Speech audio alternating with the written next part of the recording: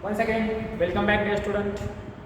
In previous lecture, we discussed about the application of potentiometer, advantages of potentiometer, then demerits, and lastly, we have to see about the galvanometer.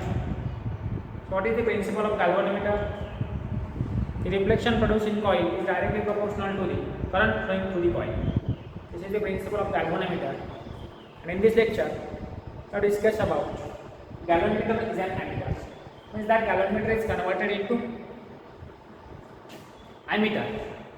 So first, what is meant by ammeter? So what is meant by galvanometer? Ammeter म्हणजे काय आपल्याला माहिती? गॅलव्हनोमीटर आपण शिकलेलोच आहोत. ठीक आहे? So what is meant by ammeter? The instrument that can be used to measure current in the circuit. Circuit मधला current मोजायचं काम कोण करतं? ammeter. ammeterच्या सहाय्याने आपण करंटची व्हॅल्यू मेजर करू शकतो. गॅलव्हनोमीटर काय करू शकतो? To detect the current. Galvanometer फक्त काय करतोय? करंट डिटेक्ट करतोय. आणि ammeter काय करणार आहे? To measure the current. Okay, मग आता आपल्याला काय करायचंय? या गॅलव्हनोमीटरला ammeter मध्ये कन्वर्ट करायचं. सो आता गॅलव्हनोमीटरला आपल्याला जर ammeter मध्ये कन्वर्ट करायचं असेल, so there is some modification in this galvanometer. या गॅलव्हनोमीटरला जर आपल्याला ammeter मध्ये कन्वर्ट करायचं असेल तर त्याच्यामध्ये काही मॉडिफिकेशन करणं गरजेचं आहे. काही मॉडिफिकेशन जर केले तर गॅलव्हनोमीटर हा ammeter मध्ये कन्वर्ट होऊ शकतो. आता काय मॉडिफिकेशन करायचे तर काय करता येऊ शकतं? ठीक आहे, तर आता बघा, ज्यावेळेस आपण इकडनं हाय व्हॅल्यू करंट अप्लाय करतो तर ह्या हाय व्हॅल्यू करंटमुळे हे सर्किट जे आहे ते डॅमेज होऊ शकतं. आपण याचा विचार करणार नाही तसं, बरोबर नाही? हा डायरेक्ट आपण ammeter म्हणून वापरला तर काय होऊ शकतं? हाय करंटमुळे हा डॅमेज होऊ शकतो. मग काय करायचं आपलं?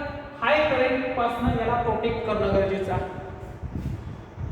गॅलव्हनोमीटरला काय करायचंय? जे काही आपल्याला मेजर करायचा तो करंट जो आहे तर तो हाय करंट जर असेल तर त्यापासून जर गॅलव्हनोमीटर डॅमेज होत असेल तर त्याला प्रोटेक्ट करणं गरजेचं आहे. त्यानंतर अजून काय करणं गरजेचं आहे? त्याची करंट रेंज जी आहे ती वाढवणं गरजेचं आहे. तर काय करायचं आपल्याला? करंट रेंज वाढली पाहिजे. मॅक्झिमम करंट आपण यासाठी मेजर करता आला पाहिजे आपल्याला. आता साधी गोष्ट आहे, करंट आणि रेझिस्टन्सचं आपल्याला रिलेशन माहिती असेलच. ठीक आहे, आता आपल्याला काय करावं लागेल? ह्या गोष्टी जर करायच्या असतील तर त्यासाठी आपल्याला काय करावं लागेल? तर ते low resistance value, low resistance connect करावं लागेल. काय करावं लागेल आपल्याला? लो रेझिस्टन्स कनेक्ट करावं लागेल. ठीक आहे, आता हा लो रेझिस्टन्स जो आहे तो आपण काय करणार आहे? ह्या गॅलव्हनोमीटरला पॅरलल कनेक्ट करतो. That is called as shunt resistance. त्याला आपण काय म्हणतो? Shunt resistance. Low value resistance जो आहे तो आपण गॅलव्हनोमीटरला पॅरलली कनेक्ट केलेला आहे, त्याला आपण म्हणतो शंट रेझिस्टन्स.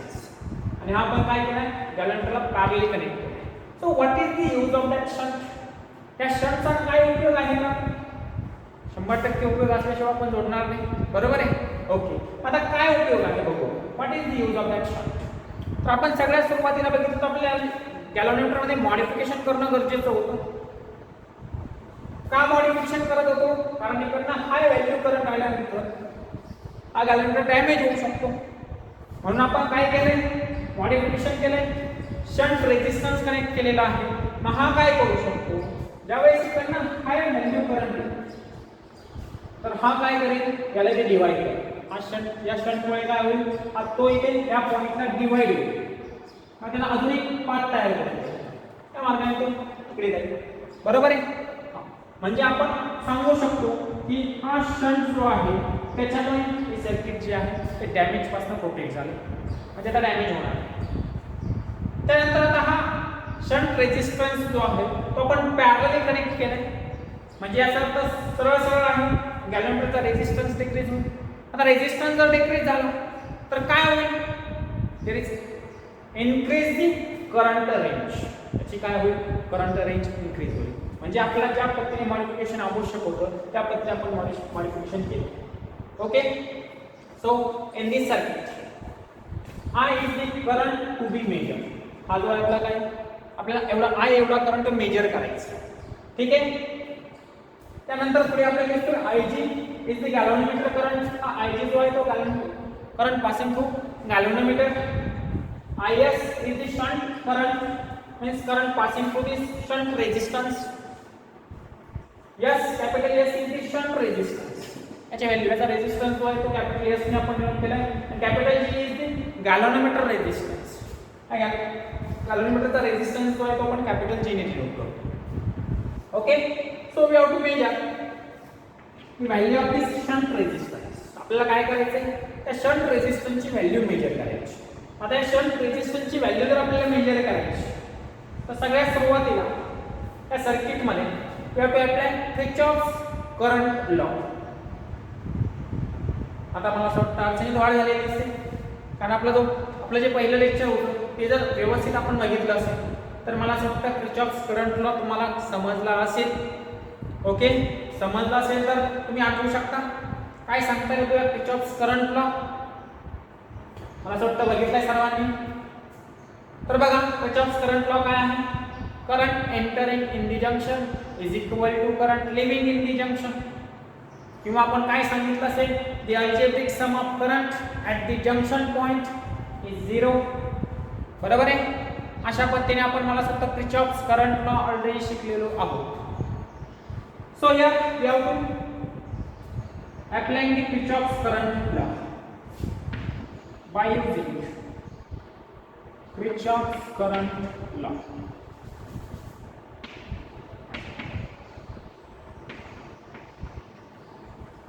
ओके, आता कुठे वापरणार Kirchhoff's current law बघा. So here is the junction. हे जे आहे हे आपण जंक्शन सांगू शकतो. So here is current entering in the junction. इथे करंट काय होतोय, एंटर होतोय. This is current leaving in the junction. Means we can write current entering in the junction I. एवढा करंट एंटर होते आणि लिहू बाहेर किती पडतोय Ig प्लस Is. ओके, आता त्यानंतर बघा therefore Is is equal, हे इक्वेशन रिअरेंज करून आपण लिहू शकतो Is is equal to I minus Ig. Okay, so this is the equation number first. आता पुढे जाऊ आपण. बघा या सर्किट मध्ये आपल्याला एक गोष्ट लक्षात येत असेल, this galvanometer and this shunt resistance is parallel. हे दोघं काय आहेत, पॅरलल आहेत. आता हे दोघं जर पॅरलल असतील तर यांच्या अक्रॉस जे काही पोटेन्शियल असेल, जर आपण जर समजा पोटेन्शियल म्हणजे व्होल्टमीटर जर कनेक्ट केला, यांच्या अक्रॉसचं जे काही पोटेन्शियल असेल पोटेन्शियल डिफरन्स असेल, सो इज इक्वल. दोन्ही काय असतील, इक्वल असतील. ठीक आहे. आता बघा आपल्याला काय सांगताय, since G and S are parallel.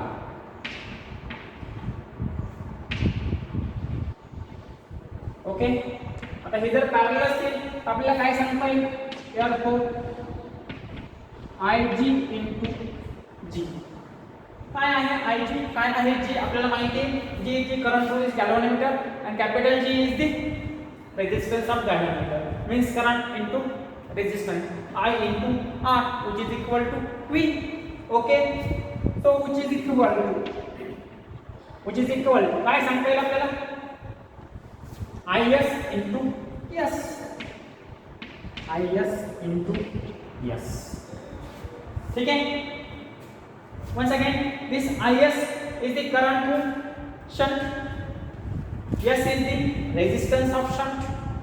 Okay. मग आता काय करायचं आहे बघा, इक्वेशन नंबर 1 मध्ये आपल्याकडे Is ची व्हॅल्यू आहे, shunt current. So putting this value in this equation, we can write Ig into G, which is equal to Is ची व्हॅल्यू आपल्याकडे आहे I minus Ig into S. काय करायचं आहे आपल्याला, we have to find value of this shunt. या शंटची value आपल्याला फाइंड आउट करायची. म्हणजे आता हे इक्वेशन कसं लिहिता येईल? Therefore S is equal to IG upon I minus IG into काय केले आपण? ही जी टर्म आहे ही टर्म राईट साइडला काय आहे? याचा इनटू आहे ते तिकडे डिवाइड होईल. बस एवढेच केलं, इकडे डिवाइड केली. हा जी फक्त ब्रॅकेटच्या बाहेर गेला, बाकी काहीच नाही. ठीक आहे. So by using this formula we can calculate the value of shunt. याच्या साहाय्याने आपण काय करू शकतो? शंटची व्हॅल्यू फाइंड आउट करू शकतो. ठीक आहे. आता बघा अजून पुढे जायचं आपल्याला थोडंसं. In this case first या इक्वेशन साठी आपण अजून एक केस कन्सिडर करतोय. So we have to consider total current is equal to n times of the IG. काय केलंय आपण? तो जो टोटल करंट होता I, so that current which is equal to n times the galvanometer current. तर असं जर असेल तर आपल्याला त्याचे इक्वेशन नंबर 2 आलेला. इक्वेशन नंबर 2 मध्ये I च्या ऐवजी आपण n into IG ही व्हॅल्यू जर पुट केली, so then we can write by using equation number 2.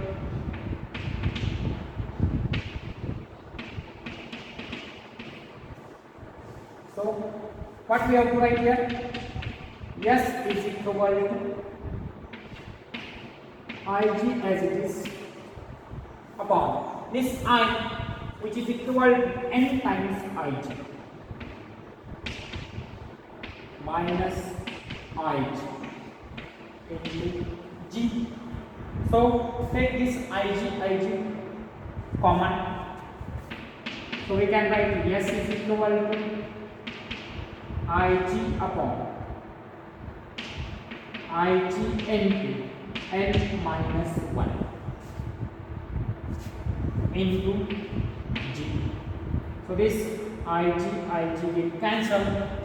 So we can write S is equal to G upon n minus 1.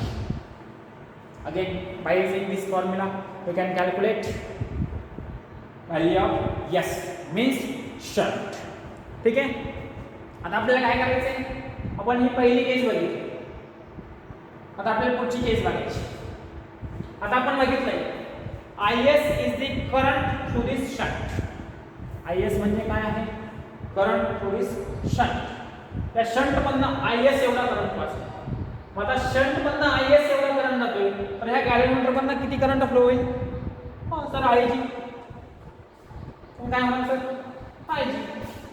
आपण बघा input इकडे जर बघितलं तर is total current is I. Total मधला काय होतोय?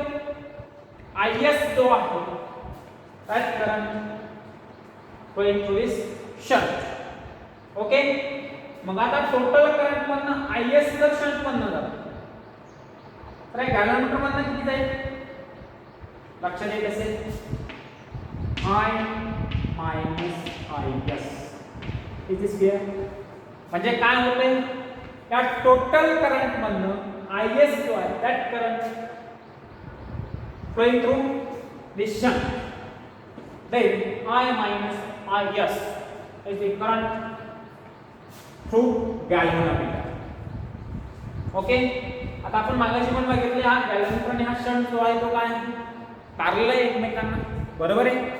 आता असं जर असेल तर बघा आपल्याला पुढचं इक्वेशन कशा पद्धतीने ऑब्टेन करायचं.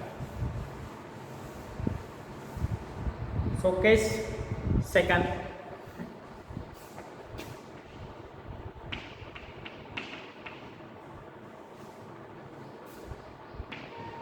IS आपण काय सांगितलंय?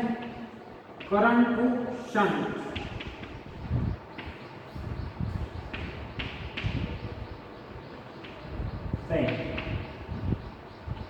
I minus IS, that is remaining current.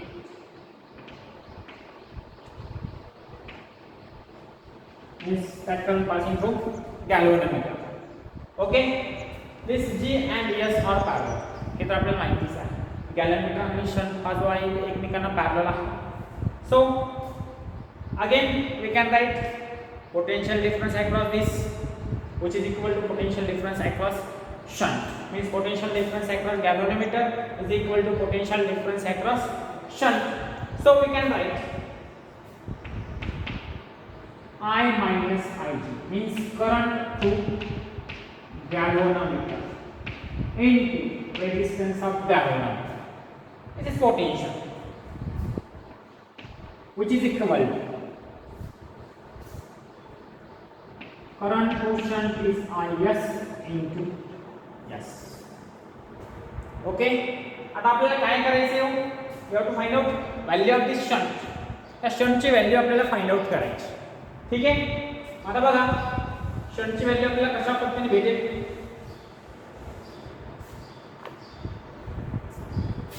Therefore S is equal to I minus Is divided by Is into G. Then we can write S is equal to I upon Is minus 1 into G. Okay. याच्यावर आपल्याला काय भेटलं shunt. आता आपल्याला काय करायचं आहे current to this shunt.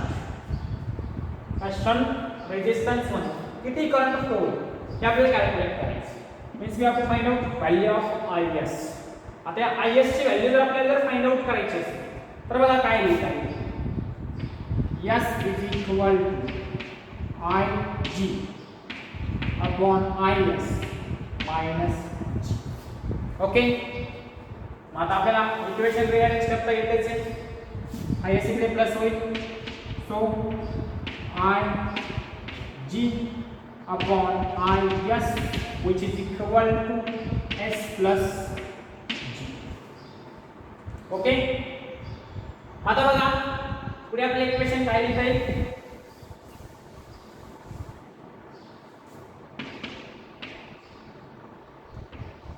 Is is equal to Ig upon S plus G, and simply we can write Is which is equal to I upon S plus G into G. So by using this formula we can calculate the shunt current. या value या फॉर्म्युल्याचा आपण काय करू शकतो shunt current find out करू शकतो. Okay. मला असं वाटतं लक्षात आलं असेल. गॅल्व्हनोमीटर ॲज अ ॲमीटर याच्यामध्ये आपण शंट रेजिस्टन्सची व्हॅल्यू फाइंड आउट केली. त्याच्यानंतर पुन्हा एकदा शंट रेजिस्टन्स फाइंड आउट केला. इथे पण आपण या इक्वेशनवरून शंट रेजिस्टन्सची व्हॅल्यू फाइंड आउट करू शकतो. आणि त्यानंतर shunt current Is is equal to I upon S plus G into G. Okay.